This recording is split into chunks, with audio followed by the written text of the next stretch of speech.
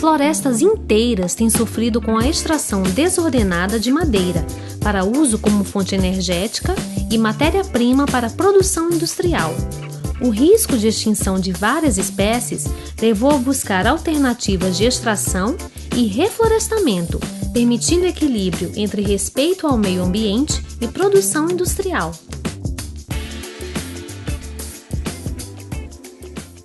Reflorestamento.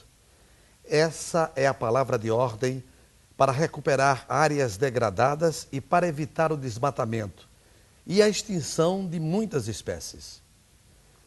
Para conversar com a gente sobre alternativas de preservação e reflorestamento com mudas de eucalipto, nós convidamos o professor José Antônio Aleixo da Silva.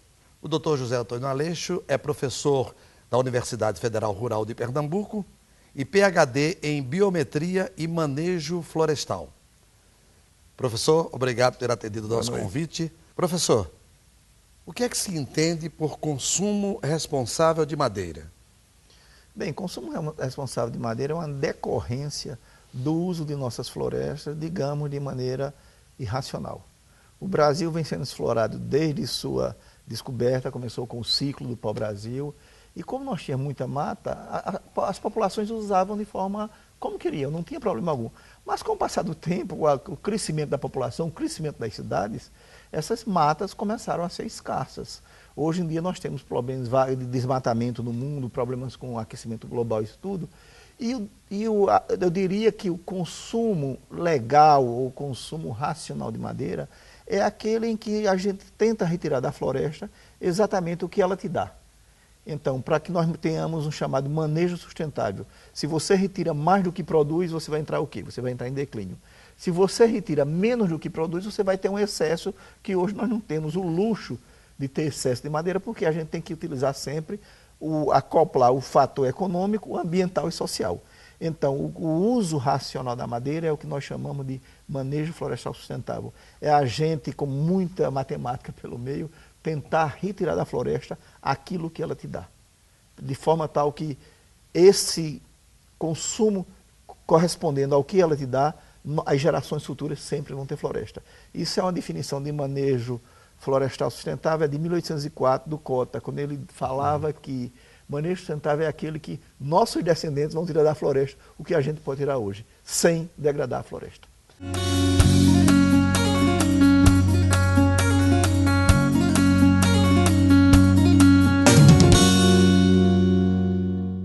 Então fala-se muito em reflorestamento, mas como se dá o reflorestamento? Bem, tem várias opções, porque hoje em dia, suponhamos que existe uma área que foi desmatada e que essa área está causando algum problema, se pode reflorestar a área. Outra coisa são áreas que são devastadas, que foram retiradas das florestas e que se pensa em uso comercial, como é o caso que nós vamos falar mais na frente, sobre o eucalipto. Então, o reflorestamento, em sua conotação, é o quê? É revegetar uma área que já teve floresta.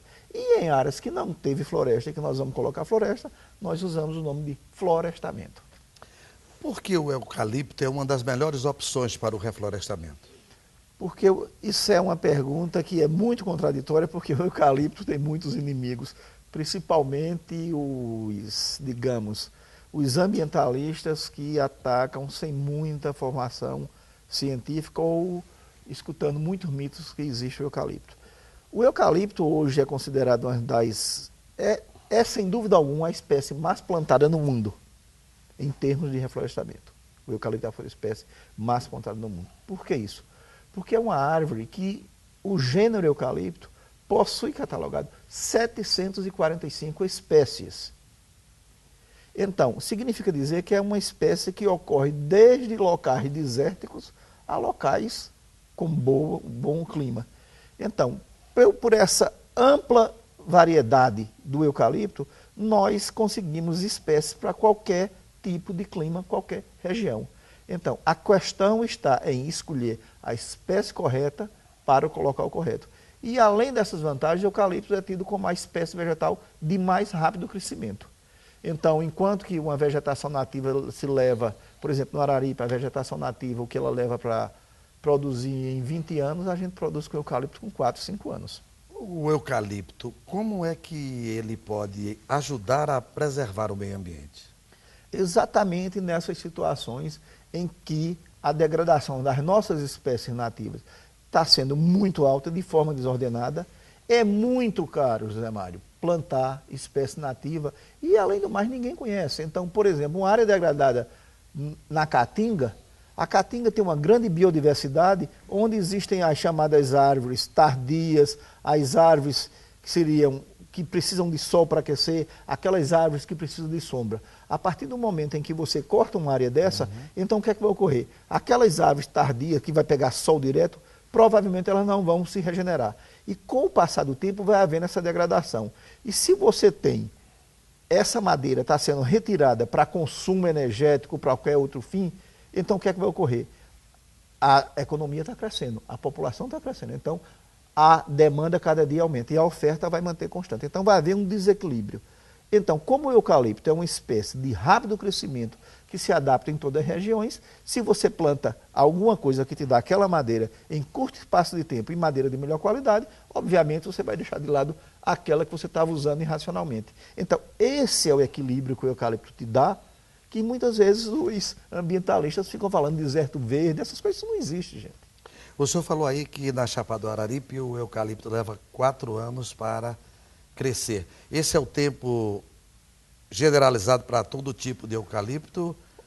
Qual é a idade de crescimento? Olha, nós fomos convidados para entrar no Araripe em aproximadamente no ano 2000.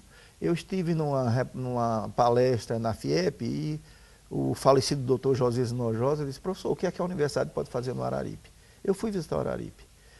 Olha, hoje a região do Araripe produz 95% do gesso desse país. Nós temos a terceira reserva de gipsita do Brasil. Muita gente diz que o Araripe tem amanhã. Não é amanhã. A Bahia e o Pará têm mais gipsita do que o Araripe.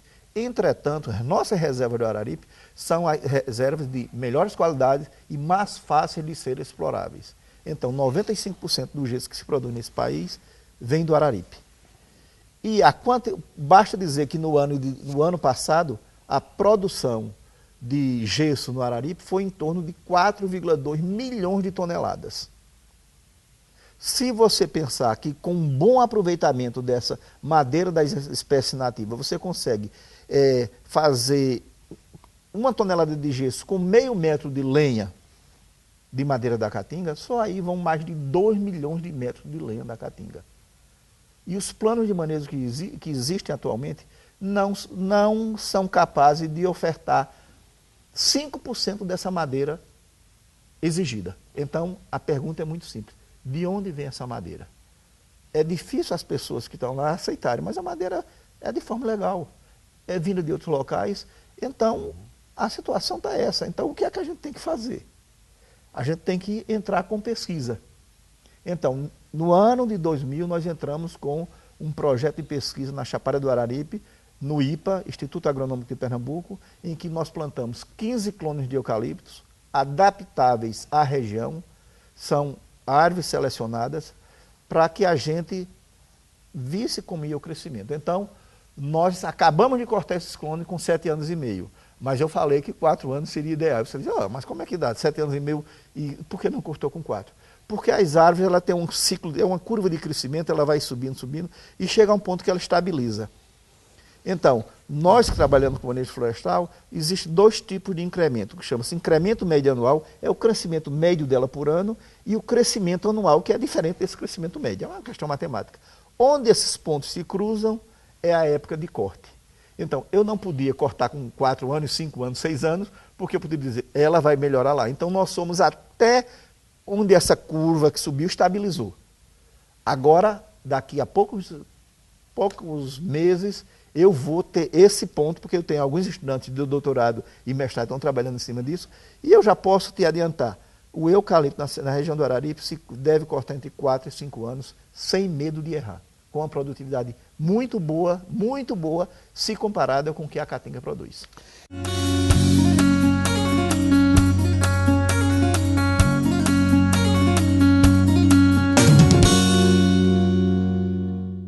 E em sendo uma boa alternativa ecológica, a gente pode dizer que o eucalipto também é uma boa alternativa econômica? Esse é o grande marco do eucalipto. O lado econômico dele suplanta o lado ecológico, porque a gente está pensando no lado ecológico como uma coisa, eu te coloco aqui para proteger o que está aqui. Então esse é o lado ecológico.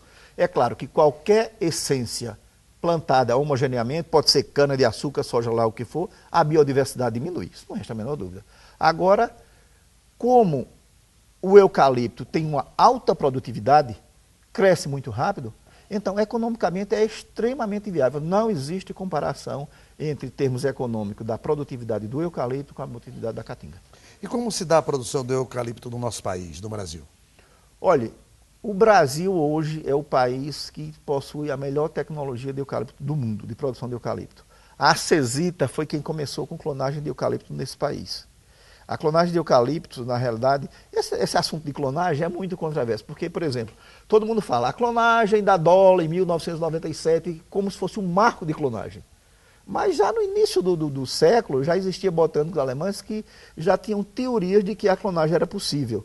Em 1950, um engenheiro florestal francês trabalhando no norte da África, ele estava trabalhando com eucaliptus camaldulense. E como as mudas cresciam muito, eles podavam as mudas para que elas ficassem com uma formazinha melhor. E jogavam os restos fora. E esse engenheiro começou a observar que esses restos de planta que caíam naquele local perto da muda, quando tinha umidade, eles formavam raízes.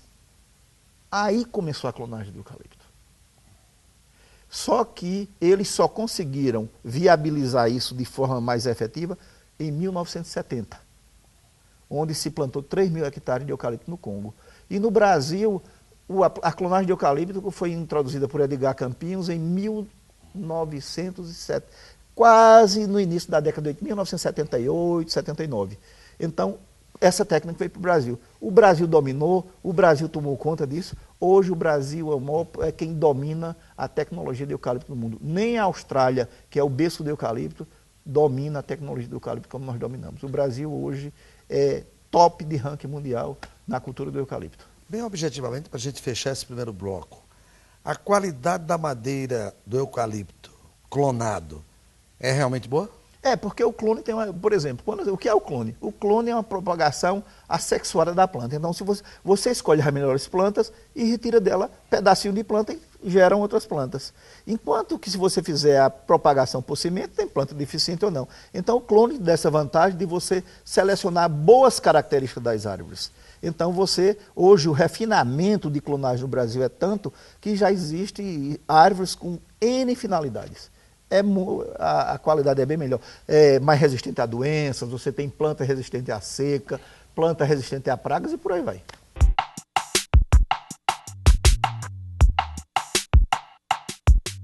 Por que é importante manter preservada a caatinga?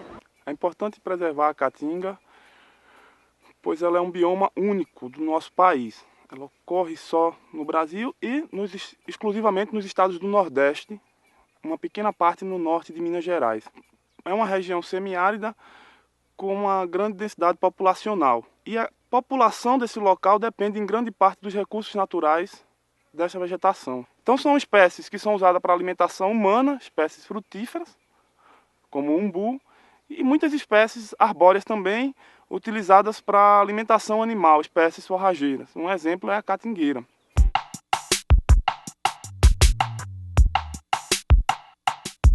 Professor Zé Antônio, é verdade que o eucalipto consome muita água e isso preocupa os ambientalistas? Depende.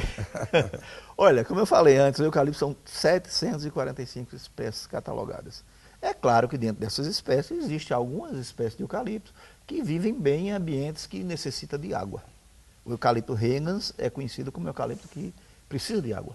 Mas se nós temos 745 espécies de eucalipto, por qual razão nós iríamos plantar numa área semiárida eucalipto que necessita d'água? Então, qual seria a consequência lógica? A árvore iria morrer. Então, existe espécie de eucalipto que consome água, mas a ciência nos ensina que a gente tem que procurar para as regiões aquilo que é adaptável à região. Então, é muito claro, gente, se você planta alguma coisa que consome água em um local que não tem água, não vai haver consumo de água, porque não existe água, a planta vai morrer. Essa é uma questão que os ambientalistas batem muito. Inclusive, existe um exemplo que se fala que os eucaliptos foram usados para drenar pântanos em Uganda. Mas não foi bem assim. A realidade é que o pântano tem uma camada impermeável muito superficial que a água não penetra. Então, quando se colocou o eucalipto, como colocasse qualquer outra árvore, a pressão que as raízes fazem no solo é muito forte. Então, elas perfuraram aquela camada, a água percolou. Agora, se nós escolhermos as espécies para a agreste semiárido, para o sertão semiárido, que não consomem água, não vai ter problema nenhum. Então, nós vamos consumir água de onde? São espécies altamente adaptáveis a déficits hídricos. Agora, o que o eucalipto tem de grande vantagem é que ele é muito eficiente no uso da água. Então, existem dados que mostram que, por exemplo, o que o eucalipto usa para produzir 1 grama de matéria é muito menos do que usa a cana-de-açúcar, o que usa soja, usa várias espécies. Agora, o que existe muito nisso de consumo de água de eucalipto é mito. Existe um excelente livro chamado Impactos Ambientais do Eucalipto, do professor Walter de Paula Lima, da USP. Ele trata tudo isso com propriedade e com experiências científicas. Eu tenho falado muito sobre eucalipto e esse é um assunto que eu gosto muito, porque quando a gente fala, as pessoas ficam pensando, dizem, realmente não faz sentido. Como é que a gente vai plantar alguma coisa que precisa de água num local que não tem água? Ou vice-versa. Professor, além do Brasil, que outros países utilizam eucalipto para reflorestamento? Muitos. O nosso grande competidor era a Índia. Há pouco tempo atrás, a Índia tinha mais eucalipto plantado do que o Brasil. Hoje, o Brasil, existe aproximadamente 21 milhões de hectares de eucaliptos plantados no mundo. O Brasil tem mais de 4 milhões, 21%. É seguido da Índia, o Chile foi quem introduziu o eucalipto na América do Sul, também planta. Portugal, China, Índia, Brasil, a própria Austrália, vários países da África, a África do Sul. Então, todos esses países que têm déficit de madeira, que precisam de madeira para muita coisa, dada a grande variabilidade de utilidades da madeira do eucalipto, o eucalipto hoje é a espécie mais plantada no mundo. E quais são as atividades das quais a madeira do eucalipto se encaixa melhor, é melhor utilizada? Olha, é como eu te falei, a madeira do eucalipto serve para todas as finalidades que necessita de madeira. Agora, é claro que a grande utilidade da madeira do eucalipto no Brasil é para quê? Energia, como a nossa introdução de nossa pesquisa no Araripe, é para energia, para suprir a demanda da indústria do gesso.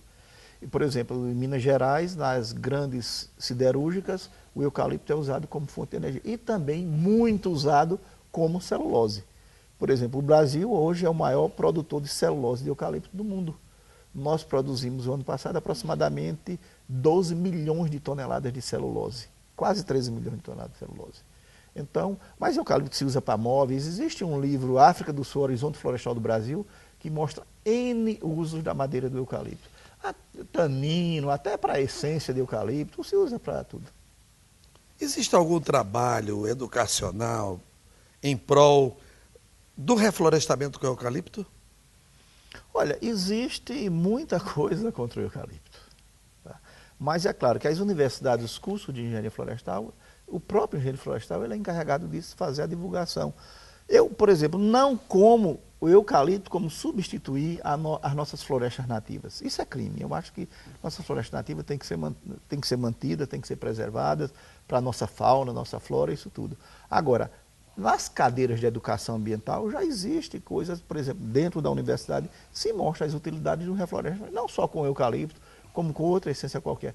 Eu sou um pesquisador na área de engenharia florestal, que eu adoraria, Zé Mário, descobrir uma espécie que crescesse mais do que o eucalipto e que desse mais, fosse muito mais viável do que o eucalipto, porque ia ficar famoso. Seria ótimo para mim. Claro. Mas então é isso. Então, as universidades, os cursos de engenharia florestal, que é uma profissão que está muito bem nesse país, o Brasil vai precisar muito dos nossos engenheiros florestais, eles tentam desmistificar esses mitos não só contra o eucalipto, contra, por exemplo, do sul do país também se bate muito em pinos, porque são uma espécie de rápido crescimento. Na realidade, a espécie eucalipto não é problema. A gerência do eucalipto em alguns pontos tem sido problema. Aí é outra história. Eu queria que o senhor falasse um pouco da sua experiência no uso do eucalipto no polo gesseiro. Como eu falei aqui, nós entramos no polo GC do eucalipto no ano 2000. A Suzano, que é uma grande indústria florestal desse país, nos cedeu 15 clones e nós testamos. Então nós acompanhamos esse nosso plantio, todas as árvores que eram medidas a cada 6 meses. Então nós temos aproximadamente 3.000 árvores que foram cortadas agora. E se você me perguntar, eu queria saber sobre a árvore na parcela tal, na linha tal, tal e tal, eu diria que nós conhecemos toda a vida dela. Então, qual é o nosso objetivo? O nosso objetivo é fazer agora, eu estou com alguns estudantes de doutorado e de mestrado, que nós vamos entrar para a segunda fase do nosso experimento, que é o uso da madeira dentro da indústria do gesso.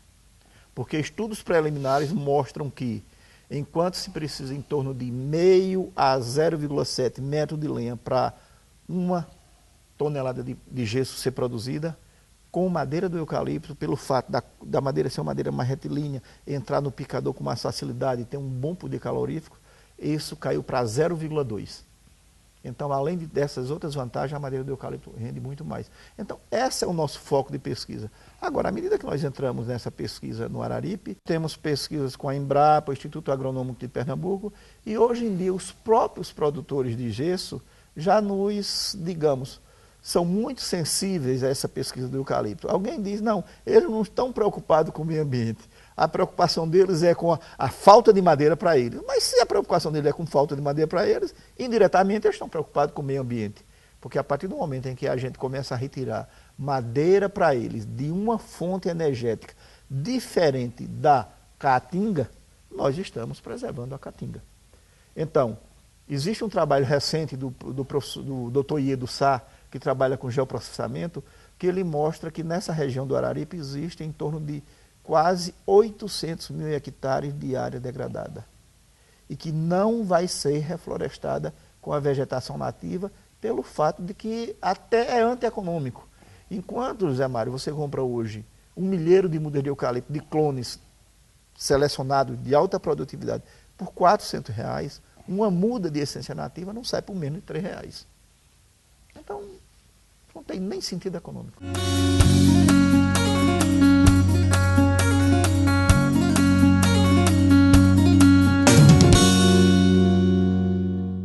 Então a gente pode considerar que o uso do eucalipto, nesse caso, ele é menos nocivo ao meio ambiente. Eu diria que ele está usando como recuperação do meio ambiente. Porque se nós temos todas essas áreas degradadas, eu tenho até fotos, que são áreas que não servem mais para nada. E se você entra com o eucalipto, o que é que vai ocorrer? Você, de certa forma, vai criar aquilo que os ambientalistas chamam de deserto verde. Mas isso não existe, gente. Eu pergunto para ele, vocês querem um deserto verde com grandes árvores que serve para a indústria do gesso, ou vocês querem esse deserto careca, porque é como as áreas estão? Então não tem essa resposta. Então nós temos essa responsabilidade uma responsabilidade ambiental. É não devastar nossa caatinga. E para a gente fechar a entrevista, qual é a previsão de reflorestamento nessa região do Araripe? Como eu falei antes, eu acredito que nós podemos cortar eucalipto com um bom rendimento entre 4 e 5 anos. Esses dados eu vou ter em pouco tempo.